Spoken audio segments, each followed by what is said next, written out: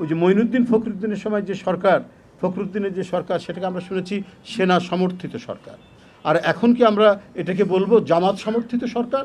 বিএনপির সিনিয়র যুগ্ম মহাসচিব রুহুল কবির রিজভী বলেছেন, সালমান এফ রহমান মাঝে মধ্যে জেলখানা থেকে ঝাড়ফুঁক পাঠাচ্ছেন। জেলখানায় বসেই তিনি বলছেন যে এতগুলো শ্রমিক নেমে গেলেই তো হয়। আমি জানি না তাদের বিচার প্রক্রিয়া কিভাবে চলছে। বিদ্যালয়গুলো আজকে আমরা দেখছি যে সেগুলো হচ্ছে তাদের নিয়ন্ত্রিত। কিভাবে তারা সেখান থেকে বেরিয়ে এই কথাগুলো বলছে? নিশ্চয় তাদেরকে নানাভাবে সহায়তা দেওয়া হচ্ছে, তারা সেটির সুযোগ নিয়ে কথাবার্তা বলছে।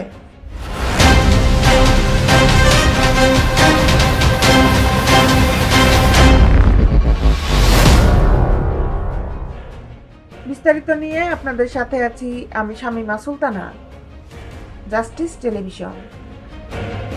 বিএনপির সিনিয়র যুগ্ম মহাসচিব রুহুল কবির রিজভী বলেছেন, গত ১.৫ দশকে শেখ হাসিনা নিজে ও পরিবারের লোকজনের সমন্বয়ে দেশে গোষ্ঠীতন্ত্র কায়েম করেছিলেন। এখন শেখ হাসিনা পাশের দেশ থেকে কর্মসূচির ঘোষণা দিচ্ছেন, আর যে কয়েকজন ধরা পড়ে জেলখানায় আছেন তাদের মধ্যে একজন দরবেশ সালমান এফ রহমান, তিনি কারাগার থেকেই ঝাড়ফুঁক দিচ্ছেন। বঙ্গবন্ধু পরিষদ ওর যদি সদস্য হয় সেটাও সে রিফিউজ করেছে, এখন সে মেধা তালিকায় ১ নম্বরে।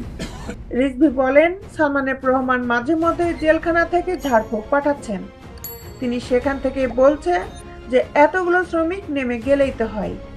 আমি জানি না তাদের বিচার প্রক্রিয়া কিভাবে চলছে, কিভাবে তারা সেখান থেকে বেরিয়ে এই কথাগুলো বলছে।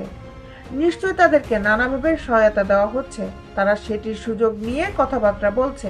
এবং সিরিয়ালে ১ নম্বরে তাকে বাদ দিয়ে বিশেষ একটি রাজনৈতিক দলের ৫ নম্বর থেকে নিয়ে এসে বসানো হয়।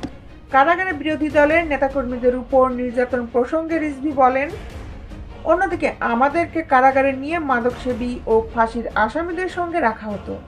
আমাদের বিরুদ্ধে রাষ্ট্রযন্ত্র ব্যবহার করে নির্যাতন নিপীড়ন করা হয়েছে। শেখ হাসিনার নির্দেশে গুম খুন করা হয়েছে, যা গণমাধ্যমে প্রকাশিত হয়েছে। তিনি রাষ্ট্রীয়ভাবে পৃষ্ঠপোষকতা করেছে। অন্তর্বর্তীকালীন সরকারের সংস্কার কার্যক্রম প্রসঙ্গে তিনি বলেন, সরকার সংস্কারের কথা বলছে ভালো, কিন্তু সংস্কারের নামে আপনারা সময়ক্ষেপণ করবেন না।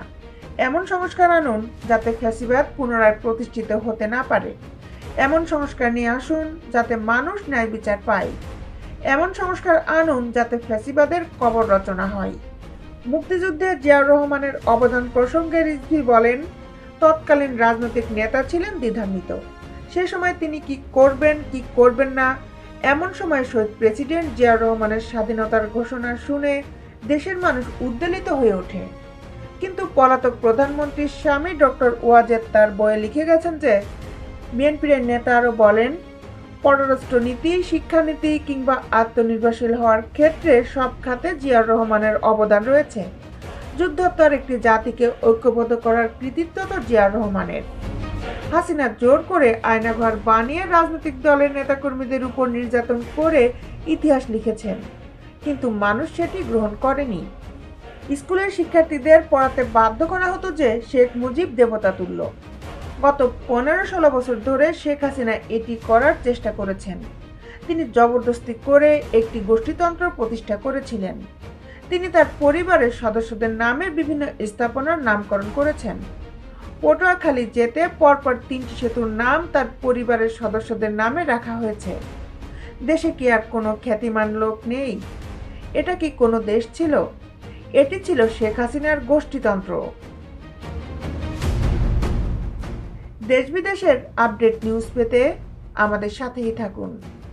Justice television, Dhaka.